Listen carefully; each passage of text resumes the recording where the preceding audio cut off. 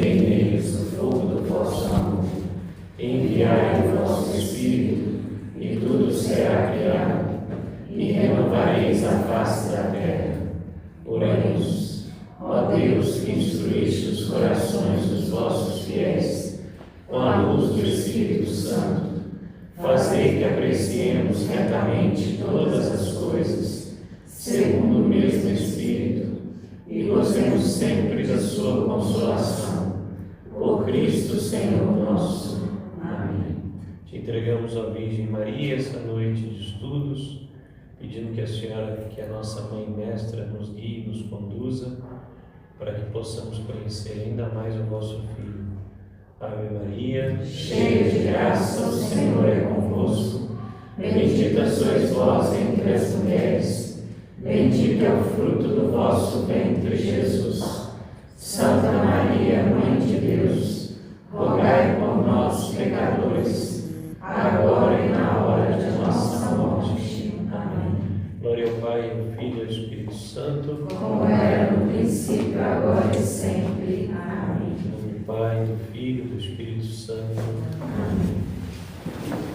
Muito bem. Então, recordando um pouquinho aqui onde nós paramos, nós estamos estudando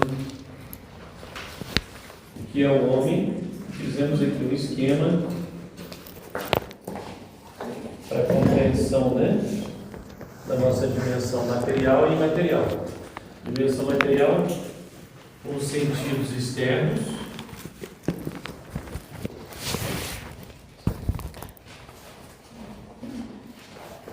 cinco sentidos: a visão, a audição, a gustação,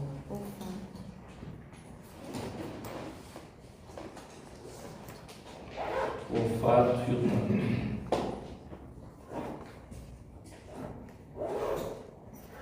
E os sentidos internos. Quais? Memória, sentido comum. Sentido comum. O que mais? Cogitativa. Depois, imaginação e a memória.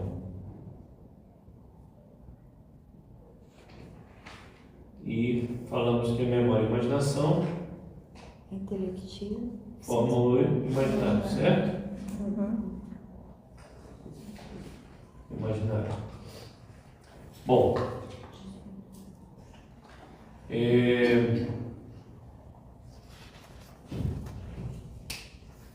depois,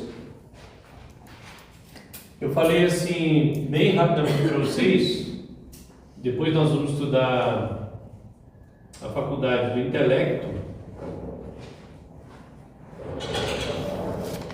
que não é um sentido interno, é uma faculdade da alma, e que busca no imaginário os elementos que precisa para a formação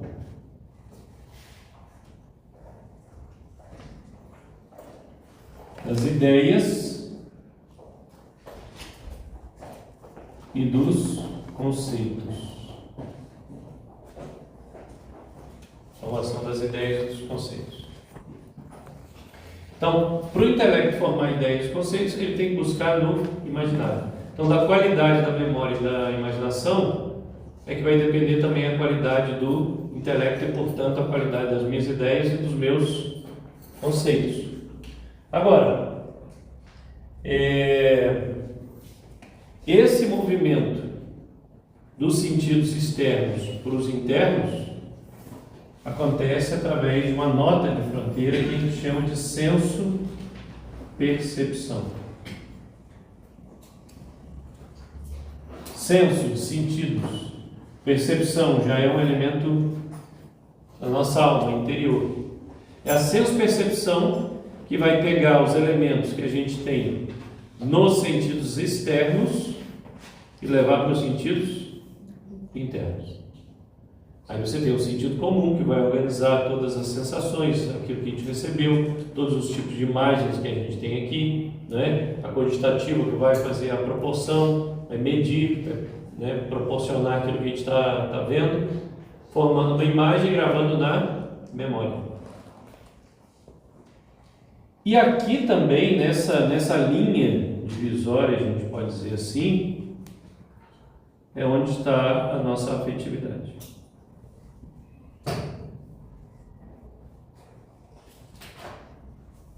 E recebe esse nome justamente porque é um elemento assim, dentro de nós, que é afetado pelo mundo externo, certo? O mundo externo está afetando algo no meu mundo interno. Então, a senso-percepção é essa nota de fronteira entre o lado material e o lado imaterial. E a qualidade da nossa senso-percepção é que vai também dizer para mim qual é a qualidade da recepção, da captação desses elementos externos e dos elementos internos. Então, a senso-percepção que nós temos é um elemento que precisa estar saudável.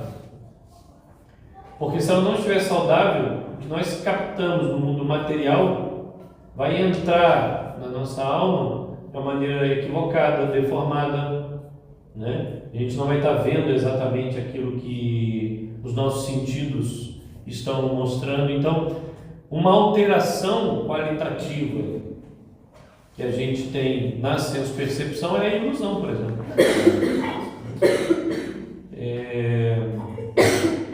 Qualquer tipo de ilusão. Pessoas que têm patologias mais graves do ponto de vista psíquico, elas têm a senso-percepção adoecida. Elas veem uma coisa e enxergam outra. Aquilo que elas mandam para dentro delas é diferente do que a realidade está mostrando. Então, dessa qualidade depende como que a gente se guia também aqui na vida. Porque nós nos guiamos, se você for parar para pensar, nós nos guiamos pelo mundo imaterial, nós não nos guiamos pelo mundo material. Um passo que a gente dá, a gente está se guiando pelo mundo imaterial. Como assim? Você está andando na calçada, você vê uma pedra, né? Antes de você chutar a pedra, você joga no outro pé. Você está antevendo aquilo, não é isso?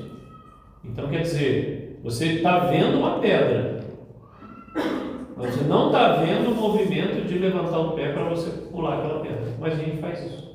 O tempo todo a gente faz isso. Então quem guia a gente realmente nesse mundo não é a realidade material. É a imaterialidade das coisas, é como a gente vê, como que a gente enxerga. O tempo todo a gente faz isso, né? E na verdade, o mundo material, o que ele está revelando para nós? O que ele está dizendo para nós? Ele está mostrando para nós que existem coisas a serem completadas nele. Como assim? Igual, por exemplo, eu falei da pedra. É uma pedra no meio da calçada, ele está te dando uma informação, você tem que completar com alguma ação que brota da onde? Do interior, do seu intelecto, do uso da razão. O que eu tenho que fazer agora para completar essa realidade que apareceu para mim? Né? Então, a nossa vivência o dia inteiro é completar as informações que a gente recebe do mundo que nos cerca com elementos imateriais, elementos que a gente traz dentro da gente, né? E a gente faz isso como? A gente faz isso com a imaginação, com as imagens que a gente já tem. Daí você já começa a perceber que quanto mais imagens eu tenho, melhores serão as respostas que eu vou dar no meu dia a dia. Se eu tenho poucas imagens, diante da realidade eu vou ter pouco recurso. Se eu tenho mais imagens, diante da realidade eu vou ter mais recursos, né? Você já deve ter dito isso, já deve ter ouvido alguém dizer assim, não tem saída para isso. Hã? Certo? Não tem saída para isso. E teve, né? Teve saída, pessoal. Teve saída.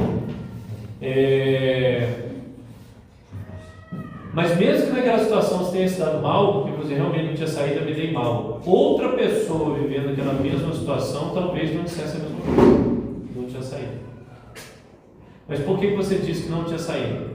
Porque você não tinha elementos imaginativos para ver outra saída. Né?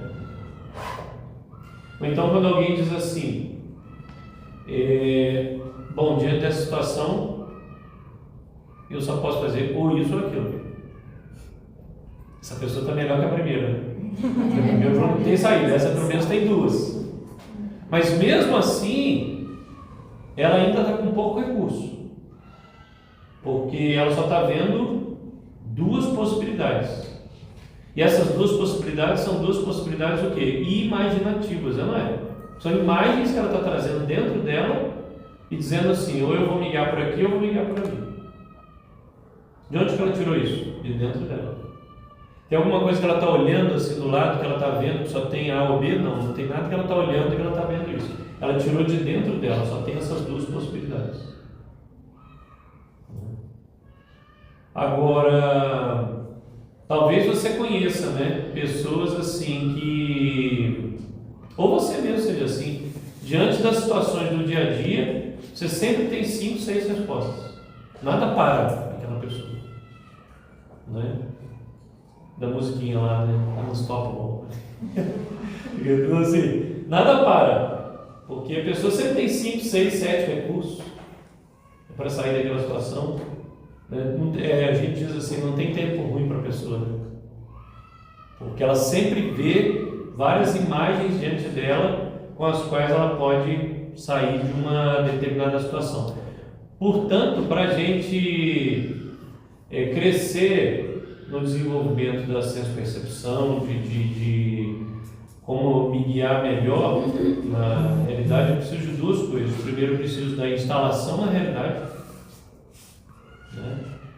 E eu preciso de uma variação imaginativa, né?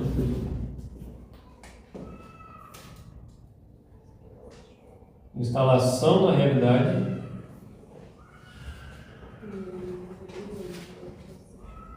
e uma variação imaginativa. Porque olha só, quando a gente fala de instalação na realidade, a gente está falando assim, você viu a calçada e é a calçada mesmo. Tem gente que vê a calçada e não é, né? É que eu falei, os casos patológicos, a pessoa que tem um problema psíquico e olha para uma coisa e não vê aquilo, né? Vive da ilusão. Mas quando eu falo de instalação na realidade, é você ver exatamente aquilo que está acontecendo, do jeito que está acontecendo, né? E por isso que, se a gente fosse dar assim, um nome para algo de hoje, talvez pudesse ser assim a formação da afetividade, a formação e funcionamento da afetividade, né? Por quê? Porque eu vou chegar na afetividade, mas primeiro essa introdução que eu estou fazendo para vocês, porque eu posso ver uma situação, estou diante de uma situação, uma conversa com meu cônjuge, por exemplo, né? E ele está me dizendo uma coisa concreta, real. A fala dele está instalada na realidade. Eu escutei aquilo, né? E a forma como eu interpretei aquilo não brota da instalação na realidade, brota da ilusão. Eu achei que era aquilo. Só que a gente não fala assim, eu acho que ele quis dizer isso. Ele tem certeza que outra falou daquele jeito, que outra agiu assim, que outra agiu assado, etc. E a gente diz para nós mesmos que não, foi isso que você fez, foi isso que você falou, né? Foi assim que você, e na verdade não é. Nós estamos nos guiando por algo imaterial, mas a partir de uma situação ilusória. Isso acontece assim, invariavelmente nos nossos relacionamentos. Pode ser relacionamento conjugal, pode ser no trabalho, né? Pode ser com os filhos. A gente está sempre se iludindo em relação ao que realmente aconteceu. E o que atrapalha muito a gente da instalação na realidade? Aquilo que eu falei para vocês na aula passada, a gente não faz atividades lentas, né? Hoje a gente não faz atividade lenta. A gente não mexe na terra, a gente não rega jardim, né? A gente não para ler livro, não faz nada disso, tudo é muito corrido. Eu já estou fazendo exercício de escutar pelo menos 1.5. Ah, pronto, aí melhorou, 1.5. Né? Algumas vezes também. Acho que foi a aula passada que eu falei para vocês que eu ia escutar o podcast da minha tia. Escutou? Eu escutei tudo, de verdade.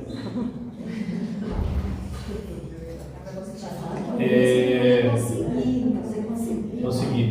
Velocidade 1 aí, ó. Velocidade 1, Hã? Na velocidade 1. Não, eu consegui escutar, peraí já. Era 15 minutos, sem brincadeira. Boa noite. Eita, Luiz, obrigado, viu?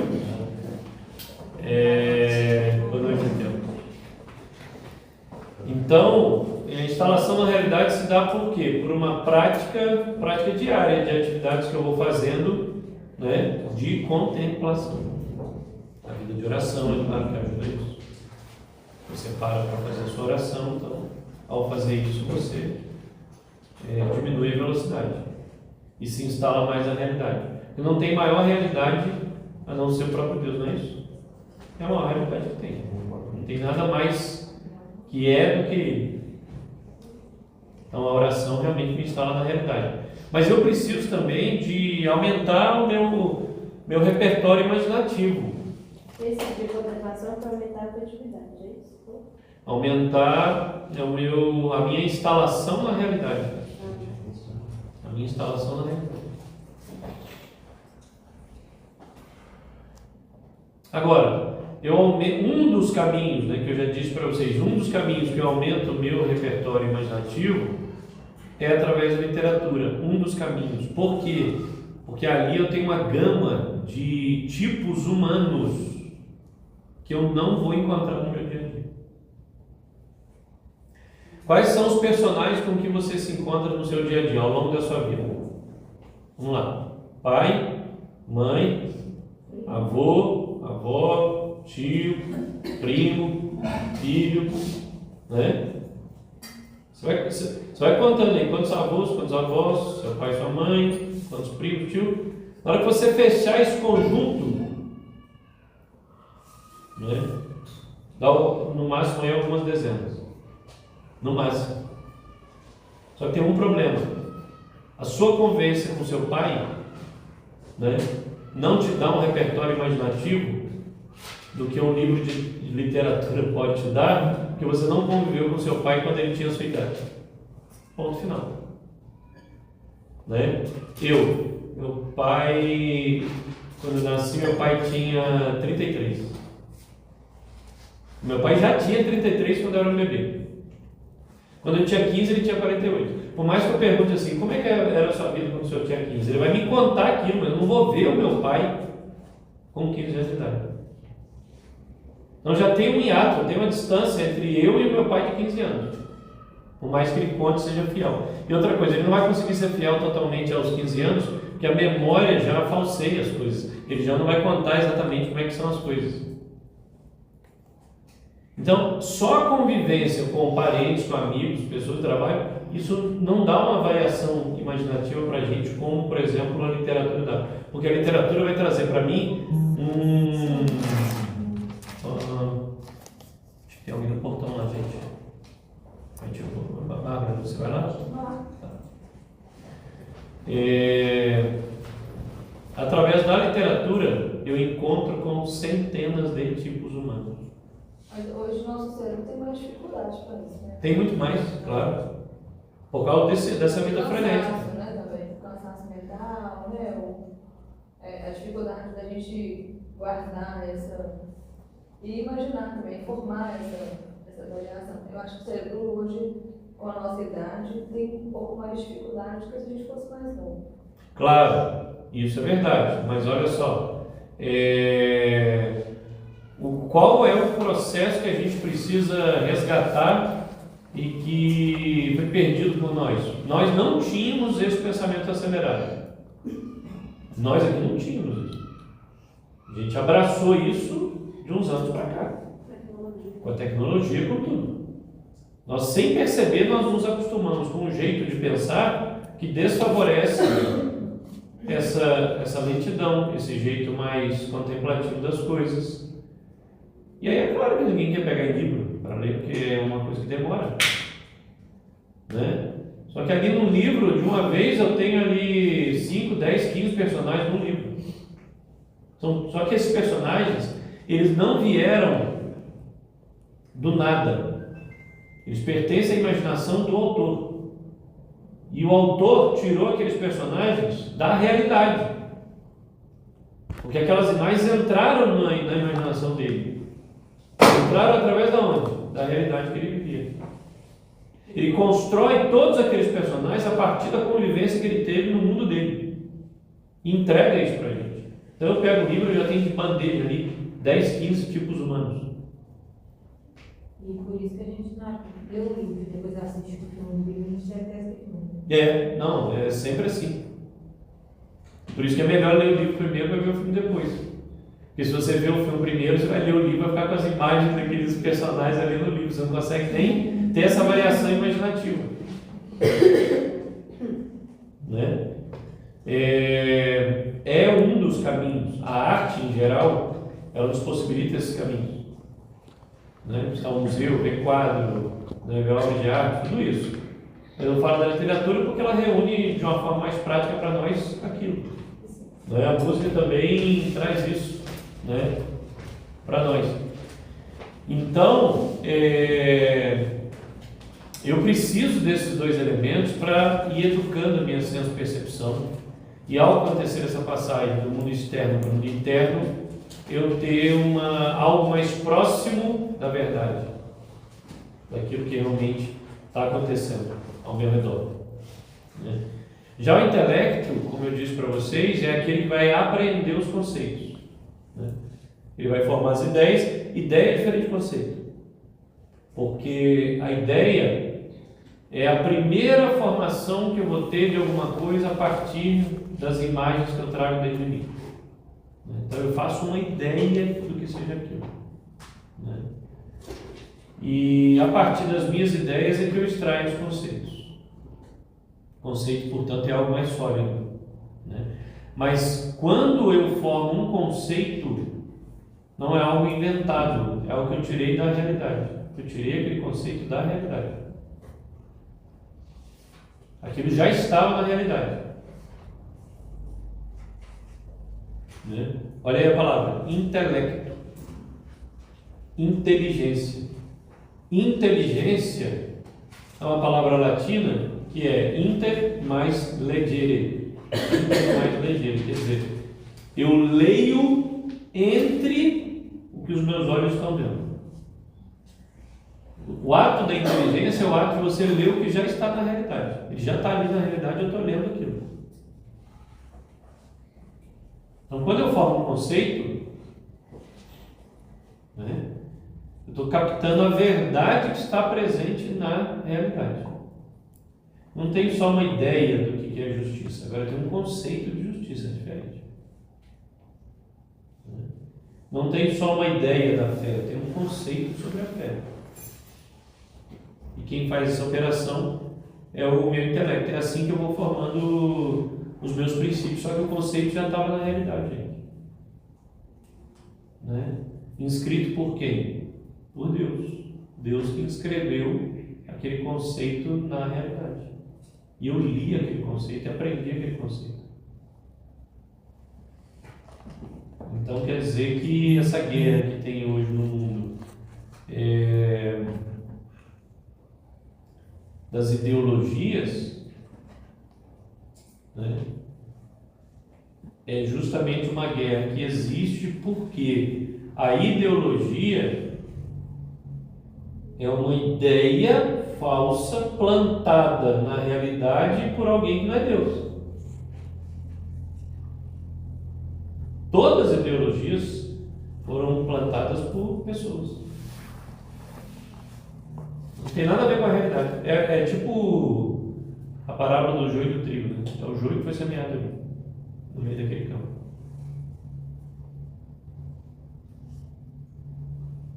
Então, a ideologia do feminismo não está presente na realidade. Isso não está presente na realidade. Esse conceito, ele não pertence à realidade. Ele foi plantado ali.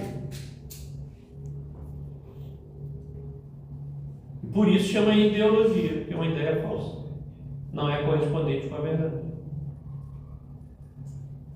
Então, quando a gente fala de ideologia, de conceito, a gente não está falando aqui de concepções de vida, de visão política ou visão social, não é isso não. É o que não é, é o ser e não ser, que eu falei para vocês. É o que tem consistência e o que não tem consistência. Né? Porque o conceito já está na realidade. Agora, sem o intelecto, eu fico completamente desorientado no mundo material, nesse mundo que eu vivo. Sem ação do intelecto. A desorientação é completa, que é o que a gente vê no mundo hoje. As pessoas completamente desorientadas, né? Porque se é a minha inteligência que vai criando os conceitos a partir da realidade, sem a ação da inteligência, eu não vou ser guiado por atos objetivos. Eu vou ser guiado só por elementos subjetivos. São os elementos ligados à afetividade. Rodrigo, então, por exemplo, a ideologia, ela consegue chegar aonde não se tem o conceito, então, né? No caso, por exemplo, do que foi querido por Deus, por exemplo. Isso. Então, por Deus. Então, aí ela domina. Ela entra como para substituir a verdade. Mas aí quem não tiver nesse conhecimento, não consegue aderir. Sim, exato. É isso. Por que a gente fala assim, nossa, a pessoa está mergulhada na ideologia e despertou para a verdade? Por quê? Porque a ideologia é um falseamento, é uma maquiagem. Ela tirou aquela casca, ela vê a verdade. E quando ela vê a verdade, ela não sai mais. Ela fala assim, não tem como eu trocar isso. Isso aqui é a verdade das coisas. Rodrigo, hoje, se falar de Deus para as pessoas, porque Deus, você não encontra pela razão, mas tem a fé. Aí quando você deu esse exemplo aí, você pode substituir a palavra Deus pela lei natural? Em certo sentido, pode falar da lei natural para você argumentar a favor do próprio Deus e da verdade. Porque quando você fala assim, vamos pegar, deixar viver todos aqueles que nasceram, isso é a lei natural. Certo? O aborto é uma ideologia. Claro, o assassinato é uma coisa hedionda, mas é uma ideologia. Qual é a ideologia que está por trás? É lógico, é assim, olha, é o meu corpo, minhas regras, entendeu? Não é vida, isso aqui não é vida. Tudo isso é ideologia, como não é vida? E aí não tem elemento católico. Lembra que eu mostrei aqui para vocês? É potenciado. É a lei natural. Isso aqui é o que é a verdade. Né?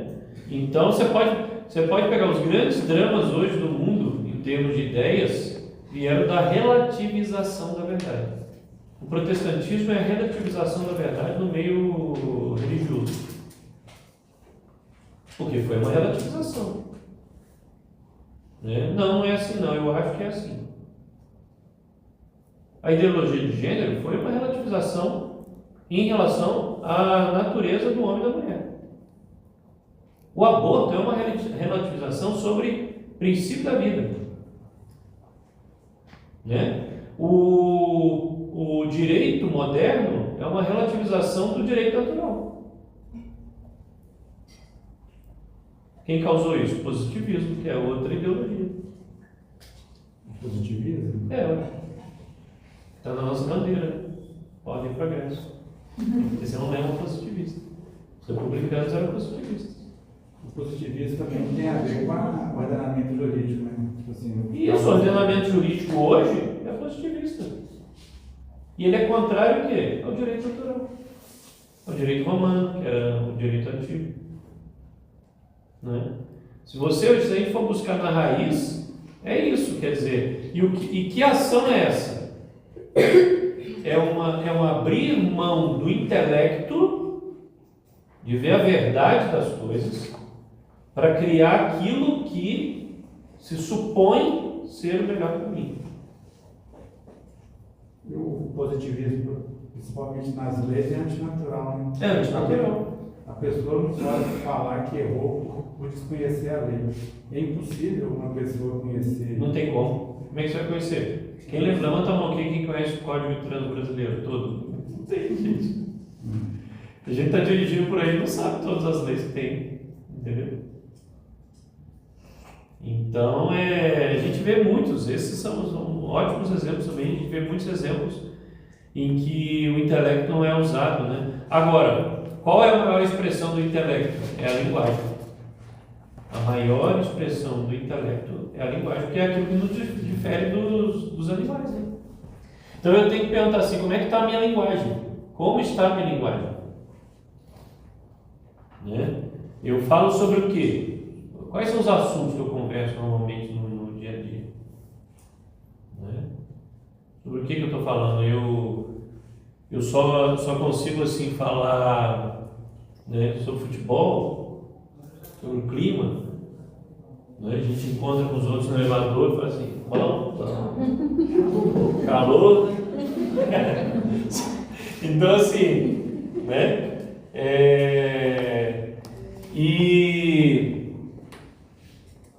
E a linguagem, se a gente for comparar com a água, né, a gente pode pensar assim em 3 etapas, né, que são as poças de água, os rios e o vapor. Né? A poça de água é o ponto mais baixo assim do desenvolvimento da minha linguagem, né? A gente fala algumas coisinhas assim, né? A gente pode chamar até de grunhido, né? A gente grunha uma coisa de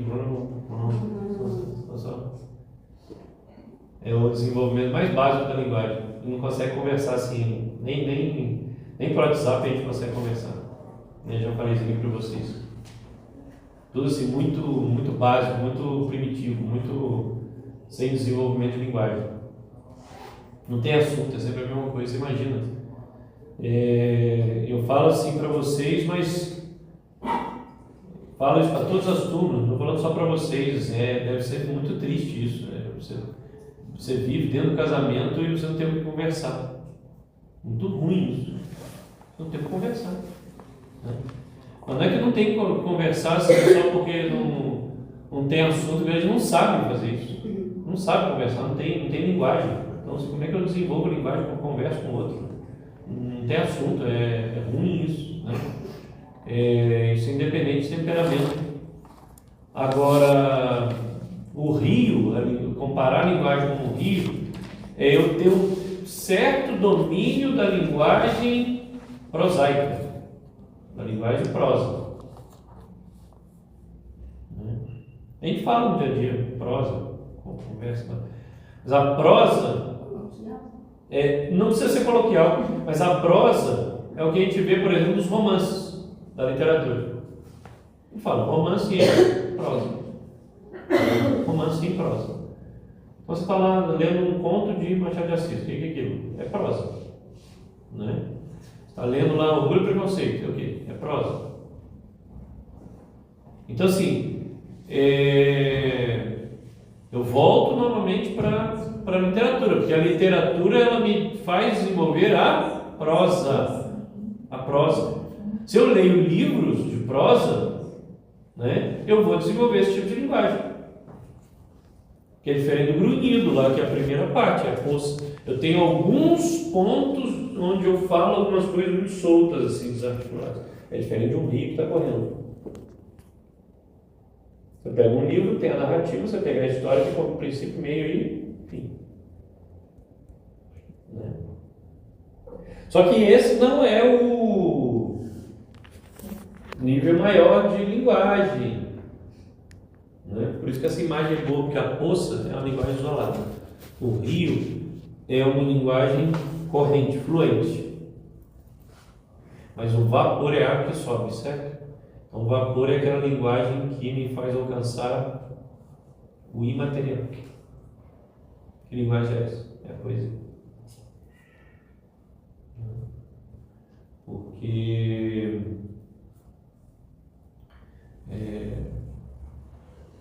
pela poesia, né? Então assim, vou falar uns versos aqui que, se você não conhece pelo Camões, conhece pela Legião Urbana. O amor é o fogo que arde sem se ver, é ferida que dói, mas se sente, é o contentamento descontente, a dor que desatina sem dor. São versos do Camões.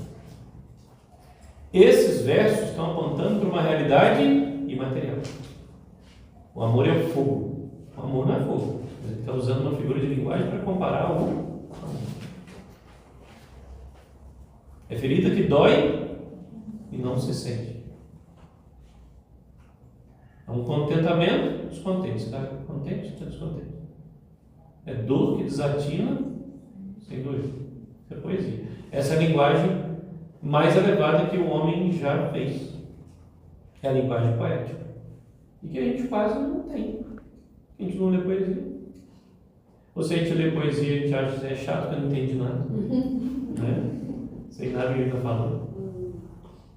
Né? Como eu falei, ele não lê nem livro, vai ler poesia.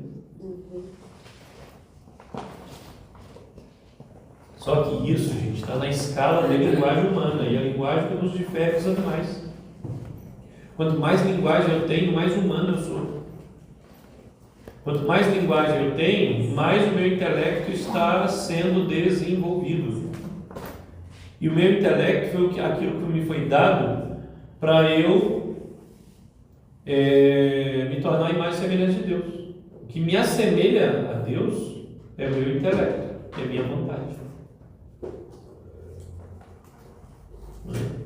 Então, diante desse quadro, eu preciso compreender que a minha felicidade ela vai passar por esse processo de aquisição de linguagem.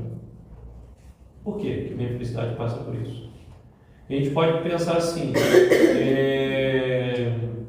Rodrigo, isso é falso, porque eu sou feliz e a minha linguagem é ruim. Aí eu vou te responder assim, você não sabe o quanto está perdendo.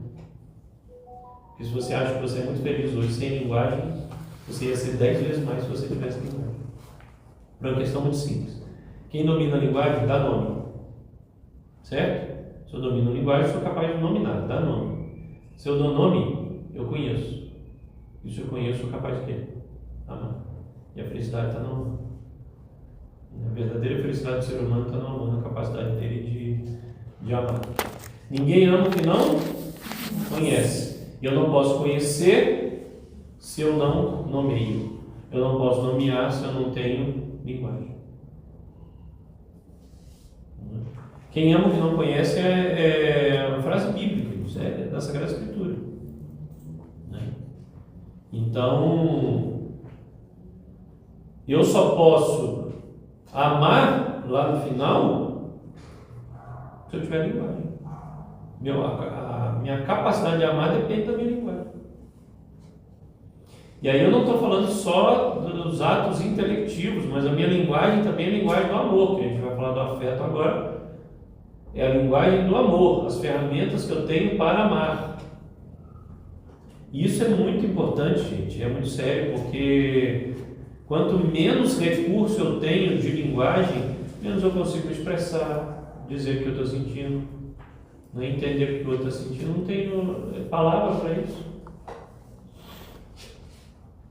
Aquilo que é inefável na nossa vida deveria pertencer só à esfera divina. Nossas experiências com Deus, que a gente não tem palavra para expressar aquilo que eu vivi com Ele. E que a gente vive no casamento, hein? No casamento a gente vive isso. Porque no amor conjugal a gente também vive um amor que a gente não tem palavra. Não tem como definir isso. Né? Quando há verdadeiro amor entre os cônjuges, a gente não tem palavra para dizer o que é esse amor. Né? É bonito isso, porque você diz assim para o outro, eu te amo, eu também. Você já sabia? Já, mas não sei. Já sabia, mas não sei. Quer dizer, Eu te amo, mas eu não sei o que é isso. Uma coisa que eu sinto que é amor, não consigo traduzir por palavras. Isso é o que a gente chama de inefável. Mas fora isso, essa experiência profunda, a gente precisa da linguagem para amar mais. Consequentemente, vai ser mais feliz. Né?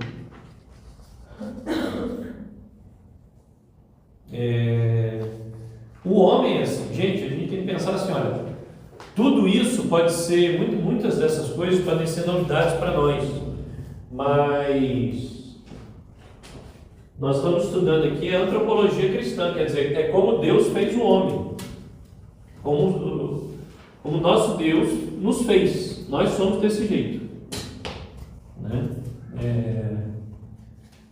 E por sermos assim, por termos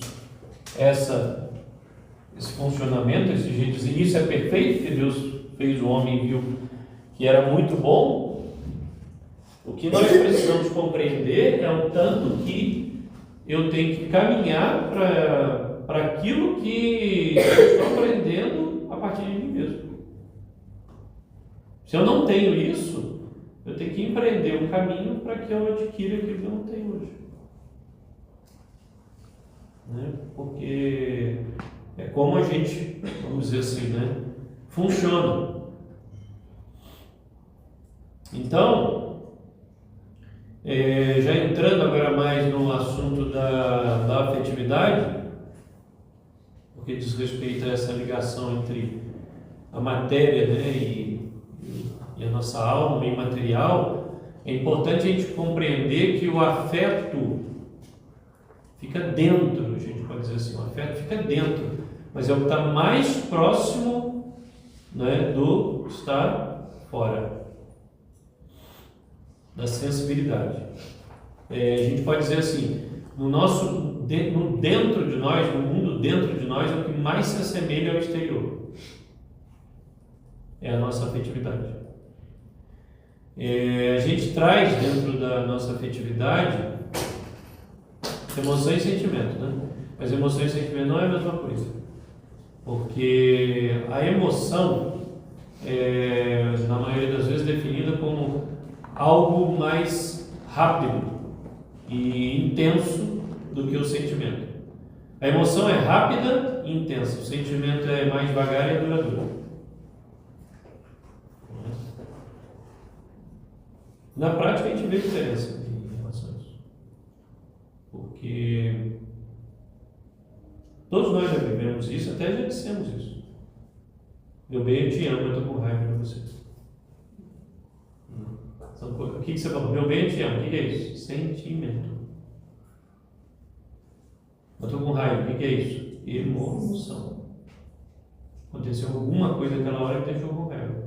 Mas o que é estável ali? É o sentimento. Só a confusão dessas duas coisas já dá pano para manga. Não é? Porque a gente mistura emoção e sentimento e não consegue conduzir bem aquilo que permanece nem aquilo que passa rápido. E a emoção, gente, ela tem uma dimensão até corpórea, física. A gente já experimentou isso várias vezes. A minha avó materna não podia ter nenhum tipo de emoção grande que ela ia acordando com mais gente. Ela dava dor de barriga na hora, minha avó materna. Era uma emoção boa ou ruim, meu Deus. Cadê a avó? Ela vai indo. É físico isso. Né? A gente experimenta isso corporalmente.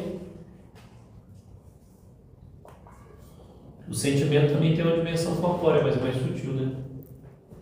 Um sorriso, uma lágrima, né? Às vezes a expressão facial. Agora, uma coisa super importante da gente entender, talvez vocês já saibam disso, mas a afetividade, gente, ela é amoral. É amoral. Ela não pode ser julgada pela moral. Emoção, sentimento, paixão.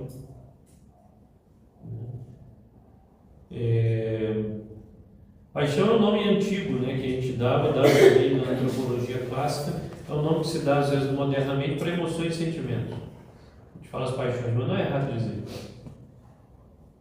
Mas ela é amoral por quê? Porque aquilo que você sente não está sob juízo de uma moralidade. O que você sente. Porque a moralidade ela engloba os atos. O que você faz com o que você sente, que é diferente. O que você faz com o que você sente é que é moral. O que você sente não é moral. O sentir raiva não é moral. Você sentiu, Isso pertence o quê? A afetividade. Quem me deu? Deus.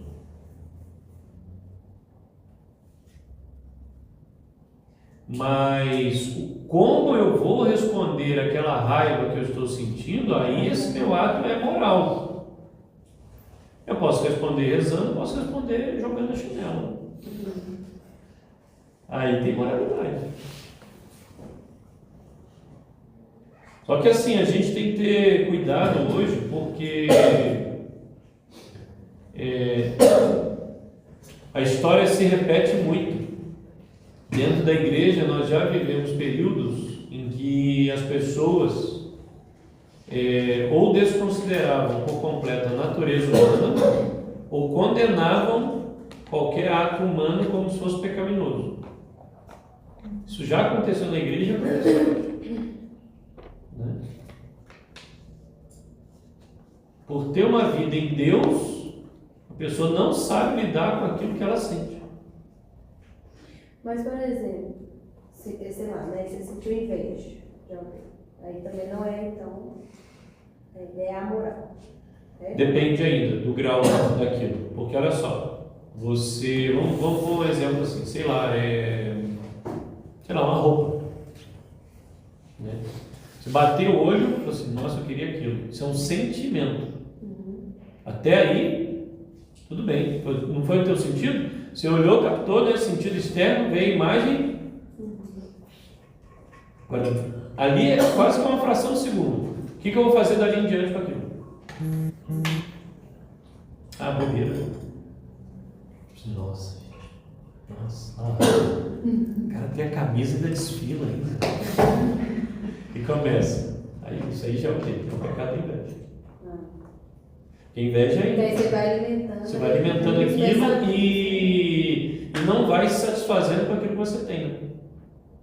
Porque quando a gente então você fala pensamentos. Palavras, atos e emoções. Então, isso daí já vai se transformando em pensamento.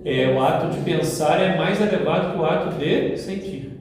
O sentir, gente, é incontrolável, não tem como. Você vai sentir aquilo, o que você vai fazer? Isso está totalmente ligado à nossa natureza. Entendeu? Uma pessoa que passou privação a infância toda, ela pode ter mais propensão a cobiçar as coisas do que uma pessoa que não teve isso. Não é uma coisa lógica, não. Pode não acontecer isso também. Não é? Mas isso pode pertencer à natureza dela. E a gente não sabe lidar muito com os atos naturais que estão ligados às emoções, sentimentos, que é a nossa afetividade.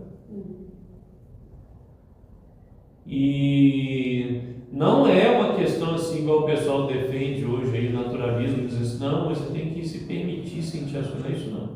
É o seguinte, é o nosso dia a dia que vai desenrolando normalmente. Nós somos pessoas, estamos aqui nesse mundo. E a gente sente as coisas diante das situações. Diante do prato de comida, diante da roupa de alguém, diante de uma pessoa que a gente encontrou.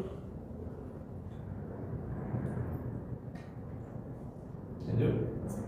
Então assim, por causa da religião, né, a gente tem assim, homem ou mulher que fala assim, não, eu encontro com uma moça na rua e para mim é uma parede. Pode saber que é mentira. É mentira. Não tem como, é da natureza da pessoa. Ou você gosta ou não gosta, você acha bela ou acha feia. Só que se você trabalha a sua afetividade, que é uma afetividade madura, aquilo lá não é um trisco para você. Nem triscou, mas porque você trabalhou aquilo que é de você. Vai falar que é uma parede ou não é parede. E é isso que as pessoas fazem hoje. Elas desconsideram a natureza humana, achando que não tem que lidar com os afetos, com a afetividade. Negam a própria afetividade e na hora que se deparam com situações que a minha afetividade precisa dar uma resposta, elas não sabem responder. E o amadurecimento dessa afetividade é com que idade? Até os 7 anos de idade, até a idade da razão, até essa idade mais ou menos, a criança só seguia pelos afetos. Por isso que eu vou falar um pouquinho isso hoje também. Né? Ela só seguia pelos afetos. A partir dessa idade, né, ela já começa a racionalizar e medir o próprio amor que recebe dos pais. O amor que nós recebemos dos nossos pais, a partir dessa idade principal, antes dela também, mas a partir dessa idade, vai dizer a qualidade de maturidade daquela pessoa no futuro, do adolescente, do jovem ou do adulto, que é o que nós vamos estudar depois nas camadas da personalidade. Porque eu posso chegar na vida adulta e não ser maduro. Eu estou me guiando sempre pelos meus afetos, considerando sempre que o outro tem que me olhar, gostar de mim, etc, etc. Tem muitas pessoas que vivem assim, girando em torno delas mesmas. Então, já desde ali, claro, antes dos 7 anos, como a criança se guia só pelos afetos, ela não tem como medir outra coisa na vida. Tudo para ela, a linguagem é afetiva. Toda linguagem que ela recebe ali é afetiva. Ela só vai entender o mundo e ler o mundo a partir dos afetos. Dos 7 anos em diante, ela vai começar também a entender as coisas racionalmente. E aí é importante elas estarem seguras do nosso amor. Não é? Só que esse amadurecimento e o amadurecimento da personalidade vai até o último dia da nossa vida. Ele não cessa. A gente só precisa dar, né, adiantando um pouquinho o assunto que a gente vai ver depois, a gente só precisa dar alguns saltos no nosso amadurecimento. A gente tem que sair, às vezes, de alguns patamares que nós estamos, são patamares nos quais a gente ainda vê o mundo de uma forma só muito afetiva. Todos nós aqui nessa sala, sem dúvida alguma, já deveríamos ser pessoas que nos guiamos pelo intelecto e não pela afetividade. Todos nós aqui já deveríamos ser assim. E quanto mais cada um de nós aqui, independente de temperamento, quanto mais cada um de nós aqui se guia pela afetividade, mais imaturidade. Um sinal do amadurecimento humano não é eu me guiar pelos afetos, é me guiar pelo intelecto. Porque tudo aquilo que é afetivo está no nível mais baixo. Né? Desenhei ali na linha, né? Afetividade, memória, intelecto. Se eu me guio pela afetividade, eu estou me guiando pelas coisas passageiras. Como os afetos são muito ligados ao mundo material, os afetos são muito inconstantes, né? Então esses afetos se quebram. Quando eu me guio pelos afetos, quem vai se quebrar sou eu. Nunca dá certo uma vida guiada pela afetividade. Então, em outras palavras, com que idade eu deveria me guiar não mais pela afetividade? 7 anos. Não é isso? Esses 7 anos é a ideia da razão. Com 7 anos eu deveria me conduzir pela razão. Quem vai me ensinando isso? Meu pai e minha mãe. A idade para eu me guiar só pelos afetos é até 6 anos de idade. 6 anos. Né? Agora, o mundo da memória é um pouco mais estável. O mundo da memória é um pouco mais estável do que o mundo dos afetos. Eu ir me guiando, né, por todas essas imagens que eu trago dentro de mim. Mas o mundo dos conceitos é muito mais sólido. Que é o mundo através do qual eu deveria realmente me guiar. Né? Você fala na forma mais prática, digamos assim, né? Nessa questão de conduzir as crianças, né? Seria mais para eles irem entendendo que assim, né? Eu quero brincar, mas quando é hora de brincar, é hora disso, né? Assim, por exemplo, a gente vai educando meio que a vontade ali, sair daquela parte mais afetiva mesmo, para eles entendendo que, né? E eles entendendo. Porque às vezes eu falo assim, não, cara, mas se a gente fizer só o que a gente gosta dessa vida, porque assim, mas isso eu não gosto de fazer. Aí é mais ou menos isso, a gente vai colocando eles naquilo que precisa, para que tem que ser feito. Não comer só o que gosta, comer também. Claro. Seria isso. Só que no caso da criança, vou falar isso daqui a pouquinho, no caso da criança, eu tenho que fazer um movimento de me colocar no lugar dela. Por isso que Jesus fala, quem não for pequeno como uma criança não entra no reino dos céus. Se eu não me fizer pequeno, não me colocar no tamanho do meu filho para entender por que ele está respondendo daquele jeito, a orientação que eu vou dar para ele vai ser uma orientação a partir da minha visão. Pode ser só racional. E aí eu não estou considerando a vida afetiva dele. E a maioria das vezes eu vou responder só com a conduta moral, que é certo e errado. Ele está longe de entender o que é verdadeiro e falso ainda. E essa é uma operação do intelecto. Criança menor de 7 anos nem adianta então fazer isso. Mas é disso que vem, a partir dos 7 anos, por exemplo, quando começa a entender a razão que vem dos medos? Da criança não, porque o problema da criança quando tem menos de 7 anos com isso é que ela tem medo e não sabe dar nome. Ela tem os medos e não sabe nominar. Então às vezes é difícil, por exemplo, igual quando o bebê chora. Imagina, vamos fazer uma analogia, o bebê chora, a gente fica meio apavorado, né? Você não sabe o que é, não consegue falar, como é que está sentindo? Criança com menos de 7 anos, quando tem medo também não sabe às vezes ajudar. Tem medo de quê? Às vezes não sabe verbalizar tudo. Depois dos 7, ela já tem mais noção, já começa a dizer mais por que está com medo, está com medo de quê? Né? Agora, para a gente entender melhor essa relação dentro de nós, eu mandei aí um texto para vocês, ver se vocês conseguem abrir, por favor. Chama Alegoria da Bíblia.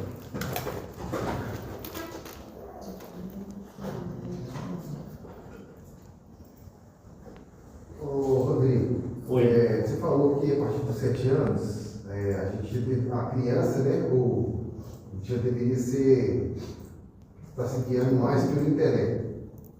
A partir dos 7 razão. A gente vê muitas pessoas que extremamente racionais. Sim. Você acha que essas pessoas, nessa idade, pela educação dos pais, foram guiados dessa forma, a agir de certa forma, ou foram 100% educados nessa linha, nesse raciocínio, que aí se tornaram adultos ou adolescentes extremamente racionais, não tem um pouco de equilíbrio, por exemplo, você vê aquela pessoa muito fria, ela só acha que é racional, ela é muito difícil, a regra é assim, ela segue a regra arrisca, ela não tem, por exemplo, uma interpretação, ela não desvia para o lado nenhum, não tem sentimento. Você acha que pode ser da educação dos pais também, eles foram fazer extremamente rígido, por exemplo? Pode ser da educação dos pais, mas essa pessoa ela não é madura. Porque isso aí não é sinal de maturidade. O sinal da maturidade é o homem completo. É o homem afetivo que se guia pelo intelecto. É um pouco isso que eu vou meditar com vocês aqui nesse texto. Todos nós somos afetivos, então eu não posso abrir mão disso. Eu tenho que saber trabalhar a afetividade. Eu tenho que saber trabalhar a afetividade. Agora, isso não quer dizer que eu tenho que anular minha afetividade e ser só racional. Eu vou te falar assim,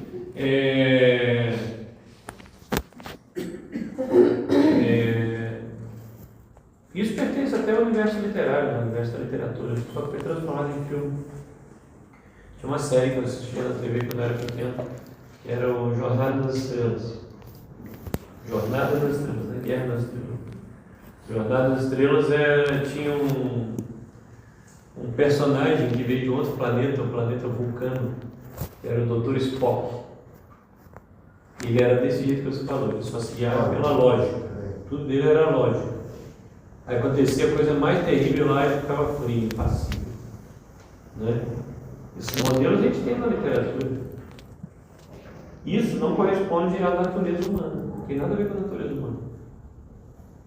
O homem maduro é um homem completo. Ele tem o afeto e ele tem o uso da razão. Dominar-se pela razão não quer dizer você não expressar os afetos nunca. Né? Então, assim, tudo que acontece você responde com frieza, isso é mais patológico do que normal. Não posso responder com frieza. Não tem como você fazer isso a vida inteira. Sem contar que muitas pessoas que agem dessa maneira é justamente porque elas não sabem lidar com os próprios afetos. Usam mecanismos de defesa, se fecham dentro de uma concha. Para não demonstrar sentimento. Para não demonstrar sentimento, por várias razões. Então, né? Olha só, essa alegoria, quem narra essa alegoria é o Platão, na obra Fedro, que é um diálogo socrático. Ele diz assim: a alma humana pode ser comparada com uma força natural e ativa, constituída de uma carruagem puxada por um par de cavalos e conduzida por um cocheiro. Um dos cavalos é belo e bom, enquanto o outro é ruim e de natureza arredia. Por isso é comum dizer que o trabalho de condução da carruagem é difícil e penoso. O cavalo bom tem um corpo harmonioso e bonito, pescoço altivo, focinho curvo, olhos pretos. Ama ser guiado e adotado de sobriedade, não deve ser fustigado e sim dirigido apenas pelo comando e pela palavra. O outro, o mau, é torto e disforme. Segue o caminho sem firmeza, com o pescoço baixo, tem o focinho achatado, seus olhos corujas são estriados de sangue. É amigo da desordem e da bestialidade. Tem as orelhas cobertas de pelos. Obedece apenas, a contragosto, ao chicote ou ao açoite. O objetivo do cocheiro é dirigir-se para um banquete que o espera. Na sua jornada, ele vê outras tantas carruagens que sobram por um caminho escarpado até o ponto mais elevado. Ele se pergunta se existem carruagens em perfeito equilíbrio, com um par de corcéis dóceis, que sobem sem dificuldade. Feliz daquele que, avistando uma carruagem dessas, pudesse segui-la. Mas os que estão na mesma estrada que ele, vão, em sua grande maioria, grimpando com dificuldade, porque os cavalos maus inclinam e puxam as carruagens para a terra. Há confusão e briga, e abundante suor. Muitos ficam feridos, por culpa dos cocheiros. O sonho do cocheiro é levar seus cavalos à manjedoura e dar-lhes um bom pasto, néctar e água fresca, para depois se dirigir ao banquete. O grande problema é que às vezes o cocheiro se distrai com alguma coisa da paisagem, que o desvia de sua meta. Pior ainda é quando aquilo que o distrai exerce fascínio sobre os cavalos. O cavalo obediente ao guia, como sempre, obedece a si mesmo e se refreia. Mas o outro não respeita o freio nem o chicote do condutor. Aos coices move-se a força, embaraçando ao mesmo tempo o guia e o outro cavalo. Obriga-os por fim a sair da via. O cocheiro e o cavalo bom, a princípio, resistem. Ficam furiosos, como se fossem coagidos a seguir o mal. Mas por fim acabam por se deixar levar e concordam em mudar seu plano principal por algum tempo, detendo-se com a distração. Cedo ou tarde, o cocheiro sente-se entediado e arrependido por ter abandonado seu objetivo primeiro. Quando a lembrança o reconduz para a via, ou quando ele revê as sinalizações para o banquete, se surpreende, necessariamente puxa o freio. Com tal força e atitude, ambos os cavalos recuam. O bom, voluntariamente e sem resistência, o ruim, entretanto, a contragosto. E a carruagem volta ao que estava planejado. Novamente, o cavalo bravo avista as distrações e obriga a carruagem aos reguinchos e puxões a tentar não desvio. E quando destes se aproximam, o chucro se precipita, estende a cauda, morde o freio, puxando sem pudor. Mas o cocheiro, agora marcado pelo que ocorreu antes, logo se retrai, e puxando com mais força o freio do cavalo ruim. Escorre-lhe o sangue da língua e das mandíbulas, de tão apertadas que tem as pernas e as ancas, vai de encontro ao chão pelos maus tratos do guia. Depois de sofrer tudo isso, o mau cavalo amansa e segue o governo do cocheiro. Agora, quando vê a distração, quase morre de medo. Se a força do cavalo bom prevalece, o cocheiro chega vitorioso ao banquete e todos ficam felizes. O cavalo mau não será mais prejudicado pelas suas más inclinações e o cavalo bom poderá gozar da liberdade para se aproximar ainda mais das coisas boas. Mas se entrega aos impulsos de desordem e distrações, poderá suceder que os dois corcéis se tornem rebeldes e assumam o domínio da carruagem, de modo que o cocheiro não tenha mais controle nenhum. Essa alegoria, gente, está falando do quê? Hã? Profundo. Não é? Ela está falando do quê? Eu não sabia. Está falando de nós, né? Quem é o cocheiro? Deus. Hã? A gente. É a gente. Nós somos o cocheiro. Cavalo bom é o quê? Pode ser as virtudes, mas é o intelecto. E o cavalo mau? É a afetividade. É a afetividade. Mas a afetividade não são todas ruins, não. Nenhuma é ruim, certo? Só que o que ela faz com a gente? Controla. Ela quer controlar a gente e nos distrair. O que é o banquete? É o céu. A gente quer ir para o banquete. Só que para ir para o banquete eu tenho que guiar 2 cavalos. A minha vida é feita de intelecto e feita de afetividade. Se eu não fizer a força na afetividade, eu não tenho... Olha, Platão não tinha isso na cabeça dele. Nós sabemos, a gente não tem a inclinação ao pecado. Platão já tinha, ele só não sabia que tinha esse nome. Né? Mas ele sabia que se eu não fizesse força nenhuma, eu ia me guiar pelos meus afetos, eu ia me desviar do caminho, eu me deixar levar pelas minhas paixões. Né? Essa é a visão platônica do homem. Olha que interessante. A visão platônica do homem, né, é uma visão tripartite, que a gente chama. 3 partes. A cabeça, o tronco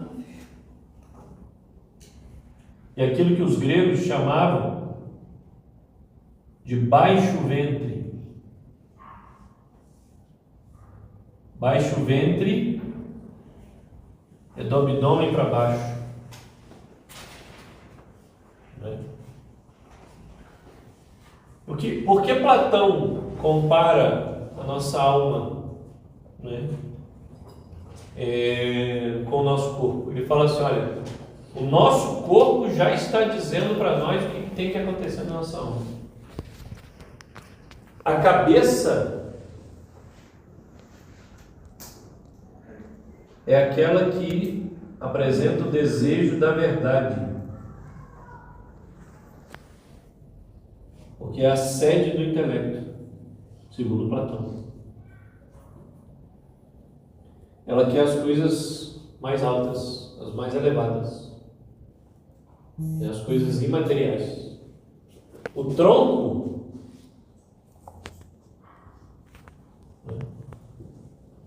é o desejo da nobreza, a honra.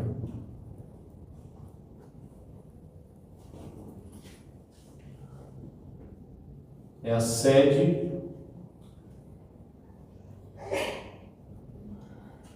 do apetite irascível. Nós vamos estudar essas faculdades. Baixo ventre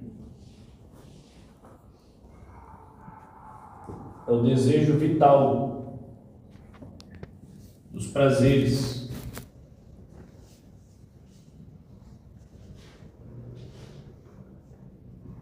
É a sede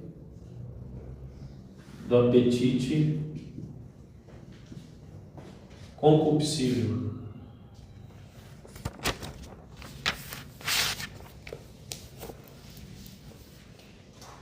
Então, Platão dizia o seguinte: como aqui é a sede do apetite concupiscível, eu tenho que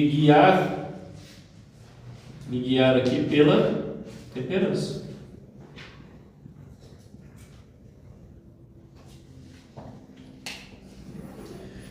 Porque aqui estão os meus desejos vitais. Quais são os nossos dois desejos fundamentais, naturais? Comer, desejo de comer, e o apetite sexual. Da nossa natureza. Isso aqui tem que ser domado pelo quê? Pela temperança. Isso diz respeito ao apetite concupiscível. O apetite irascível é aquilo próprio dos guerreiros, dos combatentes, daqueles que lutam, querem a honra, querem a nobreza. Portanto, aqui eu tenho que me guiar pela virtude da fortaleza.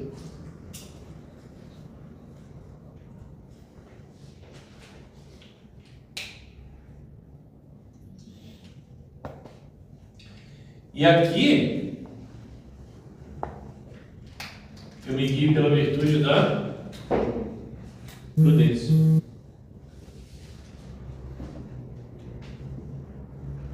Então Platão dizia assim: por que é cabeça, tronco e baixo ventre? Ora, a nossa natureza está mostrando para nós quem tem que mandar? O intelecto. Ele tem que governar o quê? A minha força e o meu desejo de prazer. É nessa ordem. Aqui está o cavalo bom e aqui está o cavalo mau. Aqui é afetividade, aqui é intelecto. Se eu conseguir guiar pelo meu intelecto as minhas paixões, eu chego no banquete. Me guiar pelas paixões é o homem virado do avesso. Olha como que a mitologia grega produziu isso. Quais são os dois personagens da mitologia grega que mostram essa visão de Platão? São opostos, os dois. O centauro. O centauro é o quê? O centauro, metade homem, metade cavalo, certo? Só que a parte de cima é homem. E a parte de baixo é animal. E o oposto dele é o Minotauro. Minotauro é cabeça de touro e corpo de homem. Justamente para mostrar o quê? Mostrar que aquilo que é o normal do ser humano, que o ser humano deveria se conduzir para o caminho da virtude, é ele, com o intelecto, governar as suas paixões. E não deixar as paixões governarem o intelecto. Aí não tem frieza de comportamento. Por que não tem frieza de comportamento? Eu tenho paixões, não estou negando as paixões, não, eu sinto as coisas. Mas quem vai te dar a última palavra não é você, paixão. Quem vai dar a última palavra é o meu intelecto.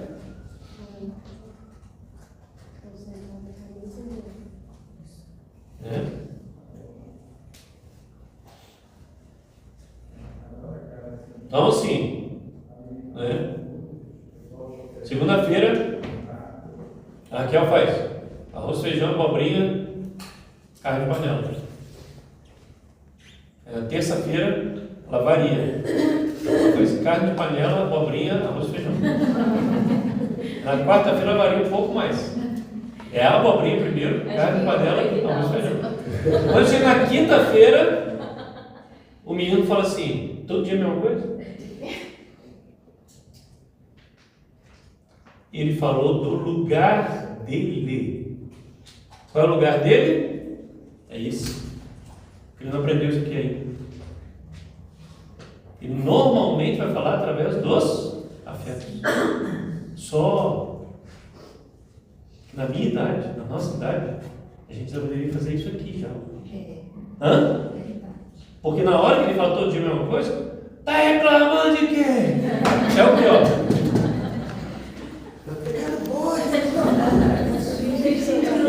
É isso que eu estou falando, a gente não fazer. Olha, a gente todo dia quase, se não pensar nisso, a gente age como Minotauro, não como centauro. A gente toda hora está agindo, deixando a paixão, o afeto, o sentimento, a emoção dar a resposta para aquela situação de vida. Né? Pode pensar assim, 1000 exemplos. Pensar mil exemplos. A gente vai sempre encontrar assim, puxa vida, estou me guiando pela emoção. Me guiando pela emoção, estou respondendo com a emoção. Né? Isso também na mitologia grega é o que o grego chamava de dimensão dionisíaca e dimensão apolínea. Dionisíaca e apolínea. E Dionísio era o deus do Baco, é o deus do vinho, Baco. É o deus dos prazeres. E Apolo é o deus do intelecto. Dimensão dionisíaca é quando o homem se guiava só pelos prazeres. Dimensão apolínea é quando ele se guiava pelo intelecto. O grego sempre pensava assim, a gente tem que parecer com Apolo, não é com Dionísio. Os gregos não tinham revelação. Para eles, o que era o banquete? A gente sabe que é o céu e para eles. Para eles era a vida mais elevada possível. A vida mais elevada possível que seria alcançada no outro mundo, só que ele não sabia do mundo. E ele tinha que viver da melhor maneira que. Agora, se vocês perceberam, aqui tem 3 virtudes cardeais, certo? Mas não tem qual? Qual que está faltando? Está faltando a justiça. Por quê? Olha só que coisa. Justiça é a virtude onde eu dou ao outro o que é dele, certo? Eu dou ao outro o que é dele.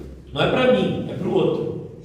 Eu dou ao outro o que lhe pertence. Só que para eu fazer esse movimento para o outro, eu tenho que dominar a mim mesmo. Se eu não domino a mim, eu não posso dar para o outro. A justiça era a virtude dos políticos. Dos políticos. A política nasceu na Grécia. Né? Politique quer dizer a arte de fazer o bem para a cidade. É a política. Se eu não domino a mim mesmo, eu vou fazer o bem para os outros. Não tem jeito. Então, quando que um grego realmente, efetivamente, ele vivia a justiça? Se ele era uma pessoa que vivia as outras. Se ele vivia as outras, dominava a si mesmo, aí sim eu posso chegar para o outro e dizer, meu filho, é por aqui. Ó. Agora, se eu não domino a mim mesmo, como é que eu vou dizer para o outro para onde o outro vai? Né?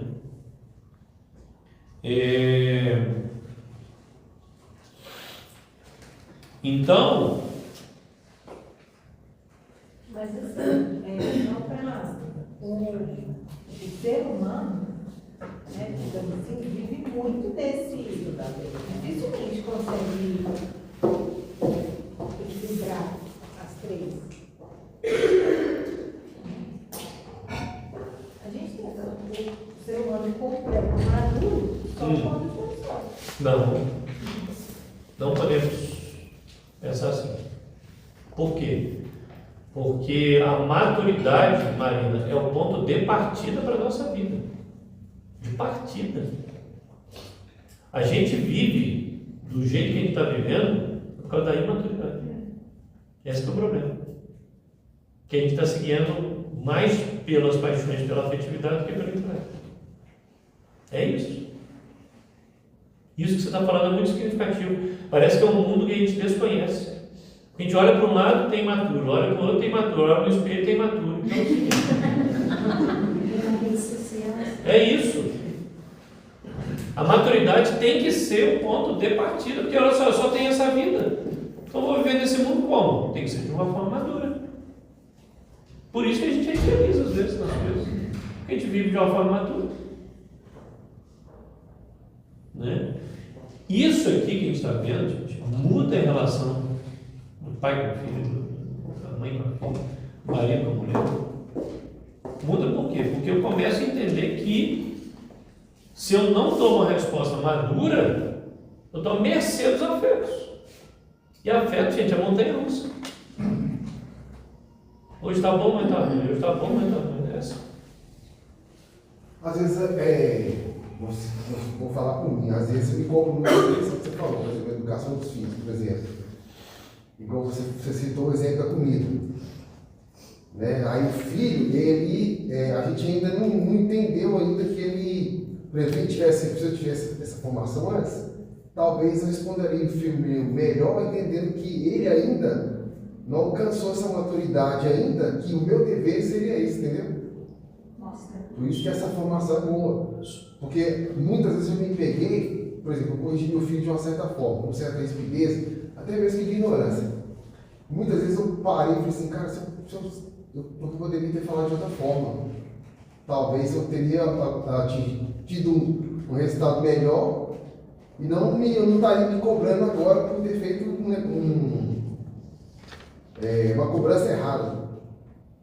Só que essa cobrança ela tem que lhe ajudar. Você está olhando uma coisa agora, está olhando para trás e vendo assim, puxa vida, eu não tinha isso. Mas o que é que você tem mesmo? Hã? Não, tá, mas o hoje, você só tem o hoje. Uma coisa que a gente nunca pode esquecer, gente. Um ato de amor que eu faço hoje, um ato de amor verdadeiro, profundo que eu faço hoje, ele pode ser maior que todas as borradas que eu fiz no último mês. Por que pode? Porque esse ato de amor, ele tem ser, né? A gente estudou aqui, ele tem ser, ele tem substância.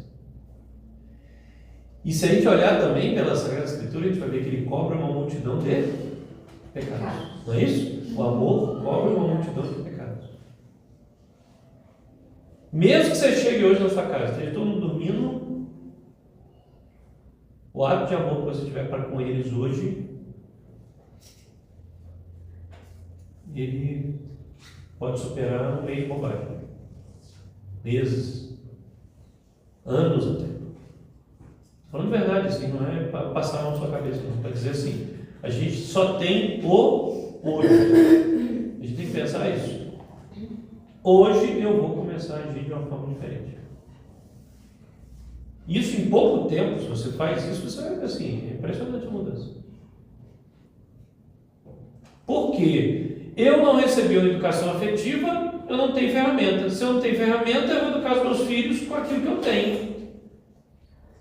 E o que eu tenho é nada, isso aqui é só pelos afetos. Então é bateu, levou.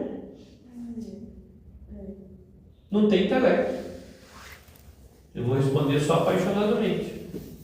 Eu estava falando ontem com minha amiga, né? Porque ela desabafando assim, de uma educação do filho.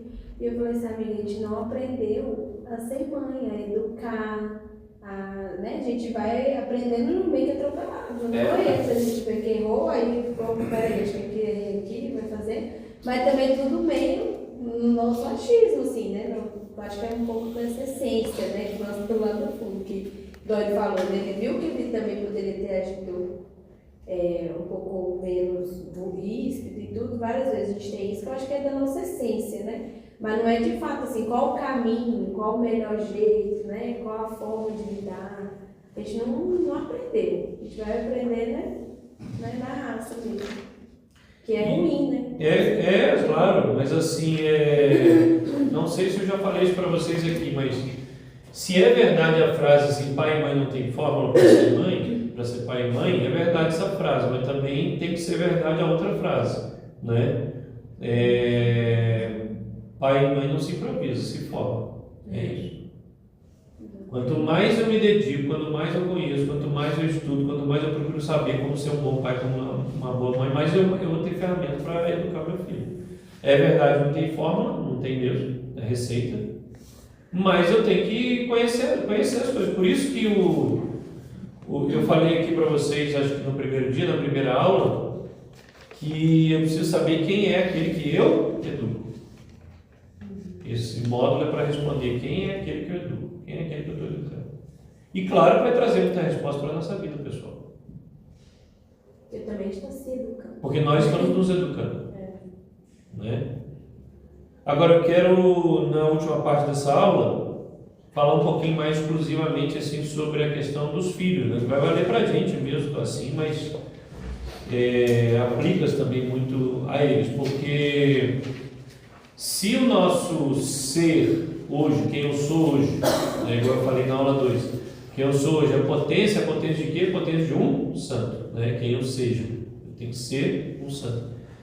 Então, o comportamento que eu estou buscando para o meu filho, e aquele que eu tenho que ter também, é um comportamento divino, né, em certo sentido, né, que é a vida dos santos. Só que eu tenho que querer para ele a vida dos santos, considerando a natureza dele. Eu só posso voltar um pouquinho? Pode falar. Você falou assim, o que nos assemelha a Deus é o meu intelecto. Então, hoje, assim, as pessoas não querem saber de Deus. Então, estão deixando os apetites dos prazeres dominarem a parte de baixo. E aí a gente está meio que virando mais animal do que... Animalizado, claro. Animalizado. É o que a gente vê no mundo hoje, a selvageria. Entendeu? Então, o que é isso? É animal que briga, né? Não é o que a gente está vendo? É trágico, tudo trágico. Você mata o gari, você mata a mãe, é a selvageria no mundo de hoje, gente. O outro só encostou no outro. Pois é, gente, é um negócio absurdo. A pessoa está se guiando por quê? Por afeto.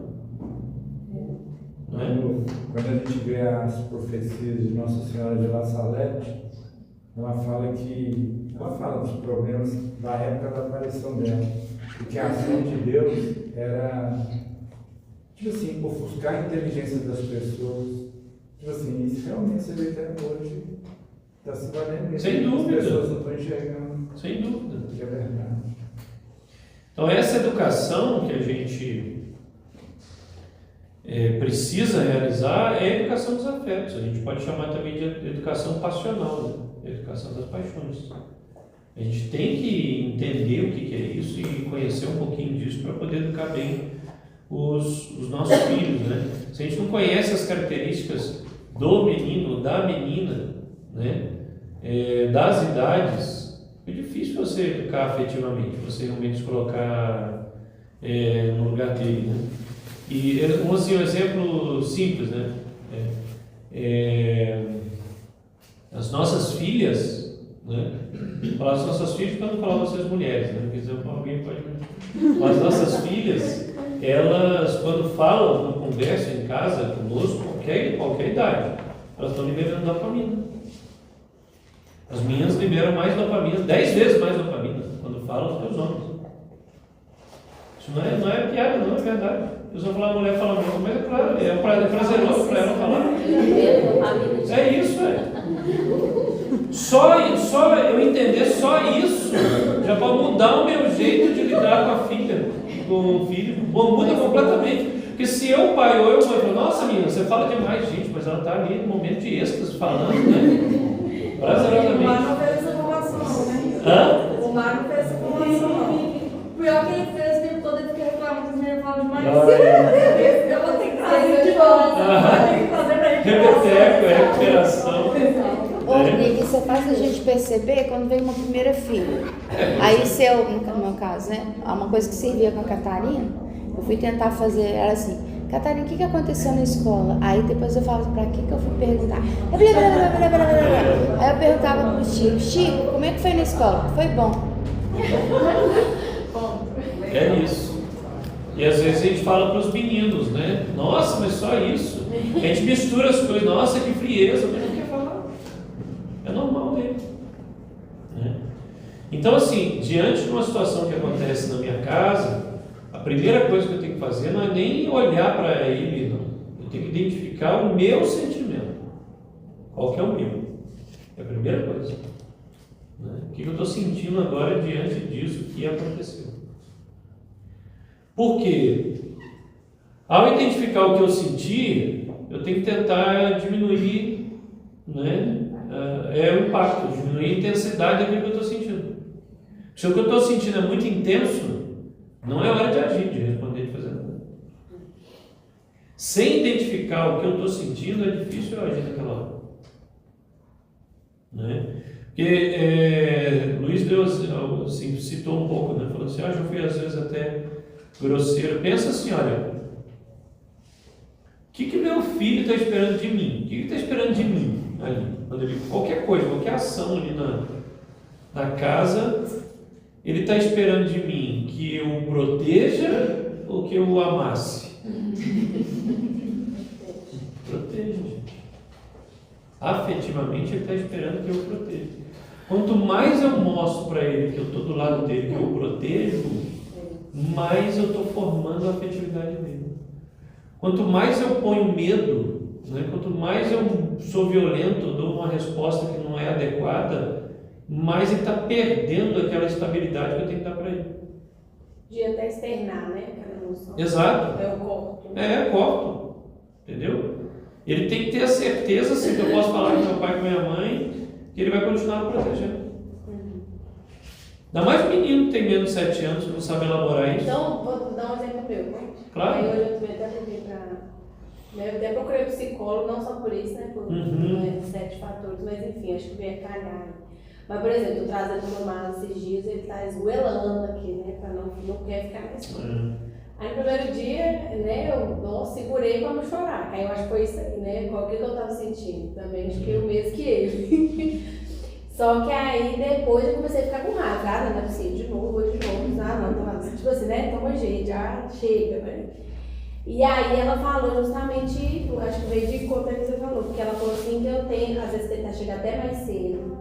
Mostrar, porque eu já venho assim, Tomás, hoje não precisa chorar, vamos Tomás, tá tudo bem, mamãe... Ótimo exemplo esse seu, ótimo exemplo. Por quê? Porque o que você está fazendo é da ordem do intelecto. Aí eu tô podando as emoções dele. Aí ela falou assim que eu tenho que falar assim, aí eu tenho que mudar meu comportamento. Tem que falar com ele assim, Tomás, se te der vontade de chorar hoje, pode chorar. Mamãe tá aqui com você, mamãe também sente sua falta. Tipo assim, colocar no lugar do acolhimento. Isso mesmo. Que a gente tem como ser humano e cortando, ceifando. Aí ele vai perdendo aquela segurança de externar as emoções. Aí ela me explicou lá. Aí eu falei, entendi. Ótimo exemplo. Porque você olha só, é normal que um filho tenha que se defender do pai? É normal isso? Que um filho tem que se defender do pai e defender da mãe? Não. Isso não é normal, gente. Isso é patológico. Não é? É patológico isso. Mas que patologia que é essa? Da minha afetividade. Eu não estou dizendo que é um problema psiquiátrico, não. Estou dizendo que é patológico em qual sentido? A minha afetividade, ela está adoecida. Ela está adoecida porque o meu filho está se defendendo de mim. Ele tem que se defender de mim. Meu filho não tem que se defender de mim, não. Eu tenho que dar proteção para ele. Eu que sou pai. Porque olha só, o que ele sente é normal. É isso que ela falou. Assim, o anormal seria se ele não tivesse fazendo. Entendeu? O que o nosso filho sente, a forma como ele responde, está dentro da normalidade. A pergunta que a gente tem que fazer é assim: e a gente? Eu estou agindo dentro da normalidade? Aí que está nós. Né? Eu estou agindo dentro da normalidade. Então, depois de você fazer isso, depois de você identificar qual é o seu sentimento e diminuir a intensidade disso, né? O segundo passo é a empatia. Que é isso que a psicóloga falou para você. Eu tenho que compreender o que ele está vivendo e não tentar convencê-lo. Não tem que convencê-lo de nada no primeiro momento. Tem que compreender o que ele está vivendo. Isso chama empatia. Não adianta argumentação racional. Porque ele nem sabe. Que ele nem sabe, que ele não tem uso da razão. Então não adianta argumentação racional. Eu posso até colocar um limite físico. Vejo, mesmo que ele não tenha atingido o uso da razão. Tá certo? Então, pegou a mangueira no quintal e está molhando a casa inteira, do lado de fora. Eu posso tirar a mangueira da mão dele, né, e falar assim, você não vai fazer mais isso. Não tem problema fazer isso. Né? Pode ser uma limitação física, uma contenção física. Só que isso ainda não é educar. Isso foi o primeiro momento que você fez para você poder dizer para ele alguma coisa. E o dizer sempre não é na pegada assim, racional. É para que a criança, o seu filho, entenda que você o compreendeu. Quando ele vê que você o compreendeu, você ganhou o seu filho. Você desarma. Porque, gente, ele está fazendo aquilo por alguma razão, por algum motivo. Ele está tentando se encontrar no mundo, encontrar o espaço dele no mundo, encontrar o que ele pode, o que não pode, está testando limite, está testando limite até nosso. Ele está testando até a gente, porque ele tem um relacionamento conosco, só que esse relacionamento para ele não é estável ainda, é instável. Então ele fica medindo até onde eu vou, até onde eu vou, até onde eu vou. E isso até o adolescente, tá, gente? 16, 17, 18 anos, fica testando a gente. O que eu preciso fazer? Eu preciso mostrar para ele que eu entendo o que ele está fazendo. Mas esse da mangueira aí tem mais que faz. Mas ele fala, Não, recolher. aí eu estou dizendo o seguinte, eu escolhi a mangueira e falei assim, olha, meu filho, você está nervoso com alguma coisa? Você está sentindo o quê? Sacou? Você está fazendo isso por causa de quê? Me conta. Ouve seu filho dizer, por que você está fazendo isso aqui? O que você... Né? Isso não adianta chegar e fazer o quê? Molhar a parede errado. O certo e errado, às vezes, para ele, dependendo da idade, está longe, está distante da cabeça dele. Quanto menor, mais distante. Né? Para que você possa compreender a razão afetiva que ele está agindo pelos afetos. A razão afetiva pela qual ele está agindo. Isso não tem nada de positivismo, de positivismo que eu estou falando de educação positiva, que eu quero dizer. Educação positiva, nada a ver. Isso chama educação passional. É eu educar meu filho nos afetos. Para educar meu filho nos afetos, eu tenho que ter empatia. Eu tenho que entrar no mundo dele e entender por que ele está fazendo aquilo. É diferente ser bobo, né? Você fala, é diferente ser bobo. O Rodrigo, nesse curso que o Padre Paulo fez também sobre afetividade, sabe? Sobre as relações com os filhos, ele fala isso. Ele fala que a gente precisa mostrar para ele, eu entendo que você quer fazer isso agora, eu entendo que você quer molhar a sala, né? Mas aí depois que a gente compreende, a gente tem que falar com ele o que é correto. Sim, mas porque você o ganhou. Entendeu? O primeiro passo não é você convencê-lo, você compreendeu. Esse é o primeiro passo. Ele fala assim, eu entendo que agora você quer chorar, você não quer ir para a escola, mas você precisa ir para a escola. E verbalizar para ele, você verbalizar para ele o que ele está sentindo. Se você entendeu o que é, você verbaliza. Meu filho, deixa eu te falar, você está agindo assim por causa disso. Ó. Você está inseguro com isso, você está com medo daquilo. Entendeu? Mesmo que a máscara pequenininha, dependendo do que você falar, ele vai entender alguma coisa. Não é porque os filhos, a gente confia muito na gente. Eles confiam muito. E eles nos ouvem. Agora, às vezes, eles respondem, e gente toda, até, por isso que eu falei, até 17, 18 anos, eles estão respondendo de uma forma que é afetiva. Uns mais, outros menos. Depende também, claro, do temperamento, mas é sempre afetivo. Eles não têm essa maturidade para se guiar pelo intelecto. Então, quando eu ajo com meu filho, dizendo assim, eu já te falei 10 vezes, eu estou partindo do pressuposto que o intelecto dele já captou aquilo que ele já sabe como é que ele tem que agir. Não é? E a gente tem que entender o seguinte, quanto mais a gente ensina o nosso filho a lidar com as coisas que ele está sentindo, mais rapidamente ele vai amadurecer. O caminho de amadurecimento vai passar por ele aprender a lidar com os próprios sentimentos. Se eu sou pai e mãe, eu deveria conduzir o meu filho a responder afetivamente da melhor maneira. Entendeu que a gente faz o inverso? A gente faz o inverso por quê? Olha só, gente, imagina o navio. Né? Porque foi o exemplo que eu dei no Dia dos Pais. Imagina o navio, você está lá no navio. Aí, né, você está lá no timão. Você é o pai e a mãe. Está lá guiando o navio. Aí, né, neblina, não está vendo, não sei o que, a pessoa está lá em cima olhando, tentando ver, não está vendo nada. Aí do nada, parece um rochedo na frente do navio. Aí os marinheiros todos, são seus filhos, começam a gritar, apavorados. Porque vai bater, vai furar na vida, vai afundar. O que eu, capitão do navio, tem que fazer, gente? Vai morrer todo mundo! Por que você não me avisou antes?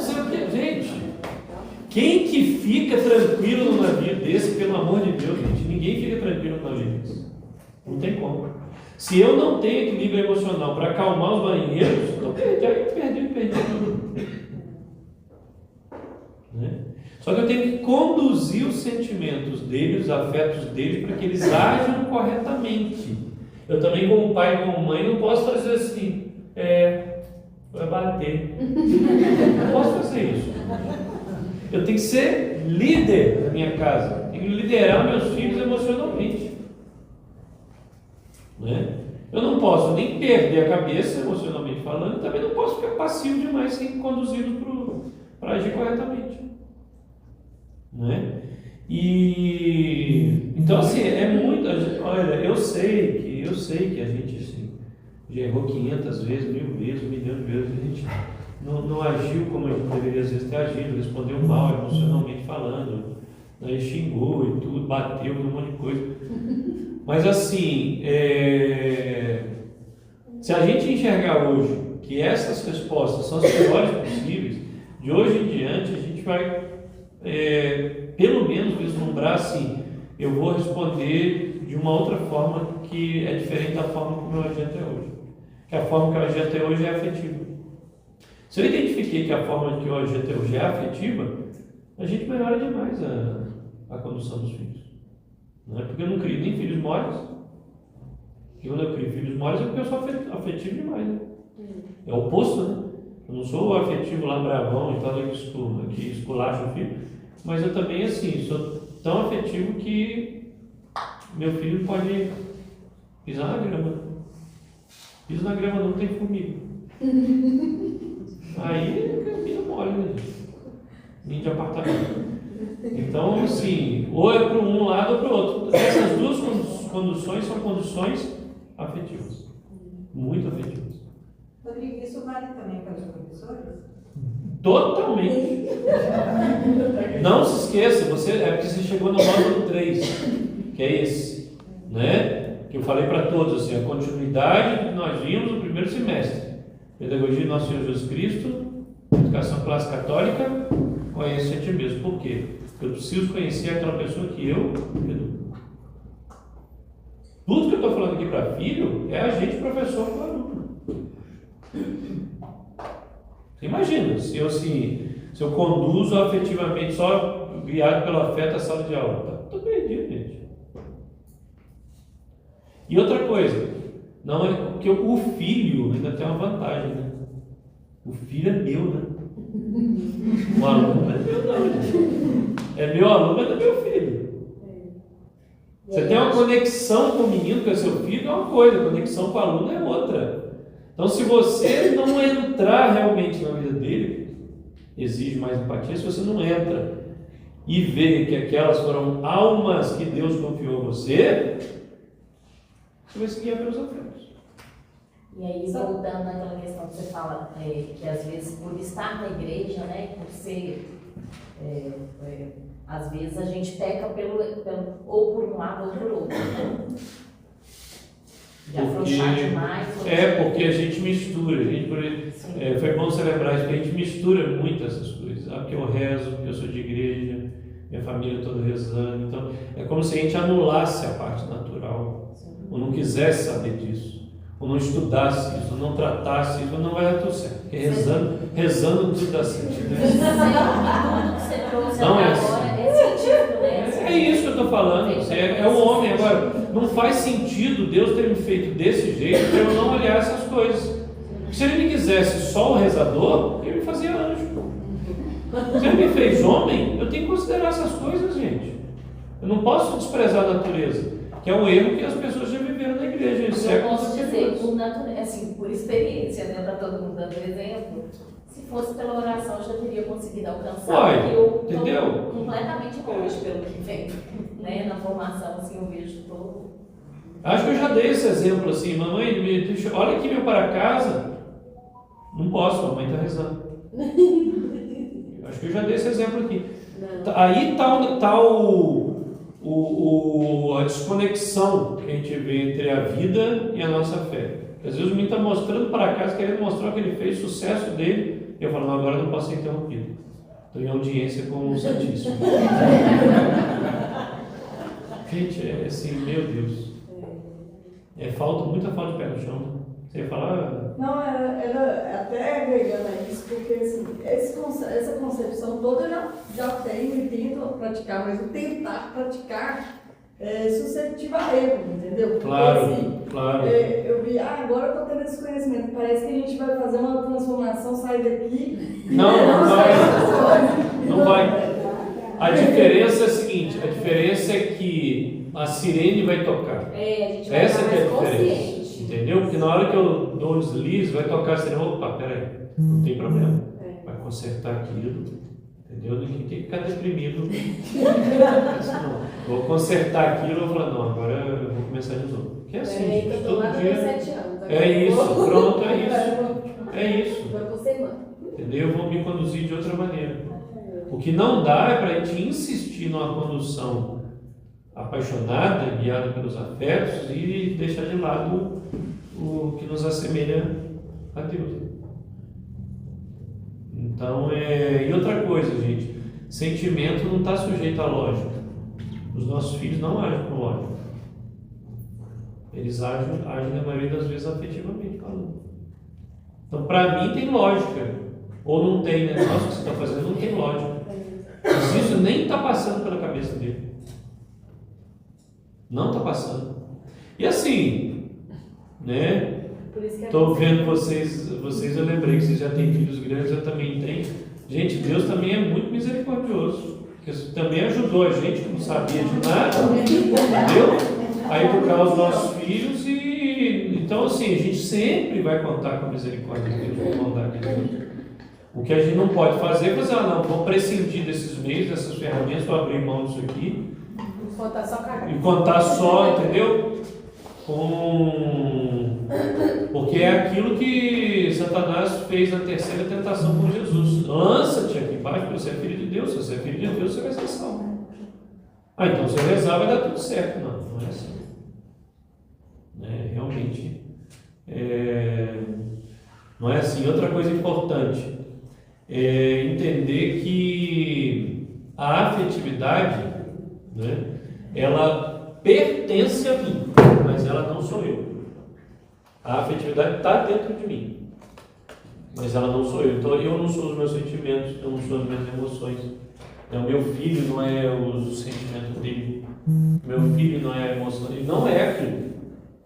Essa é a forma de expressão. Então se eu não sou isso, né, quem eu sou? Sou essa pessoa aqui, no modelo que é antigo, mas que serve para nós até hoje. Depois foi desenvolvido na Igreja Católica, né, São Tomás de Aquino, que a gente vai aprofundar ainda mais, mas eu sou aquele que deve se guiar pelo intelecto. Essa é a pessoa humana é essa, é aquela que se guia pelo intelecto, porque nós somos criados em mais semelhança de Deus, e se eu devo viver uma vida divina, sou chamado a viver uma vida divina, eu não posso me guiar como os animais. Os animais se guiam pelos afetos. E estas coisas, para nós, são muito impactantes e são também muito humilhantes. E isso ajuda a gente. Isso não é ruim a gente pensar assim. Né? Não é ruim. A gente pensar assim, quando eu estou me guiando pelos afetos, meu Deus, eu estou... Né? Quem que eu sou hoje?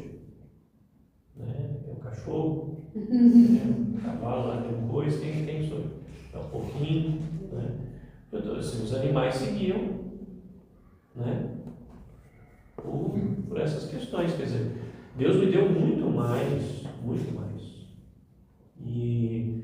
E esse olhar assim, franco, sincero para nós mesmos, nos ajuda ao enxergar a verdade, é pedir ajuda da graça de Deus. Porque aí eu estou falando para vocês um monte de elementos que são o quê? Humanos. Mas você não pode esquecer que você conta com a graça de Deus para fazer tudo isso. Deus é o primeiro interessado em nos ajudar a viver isso da melhor maneira possível. Ele é o primeiro interessado. Então ele já está pronto para me ajudar.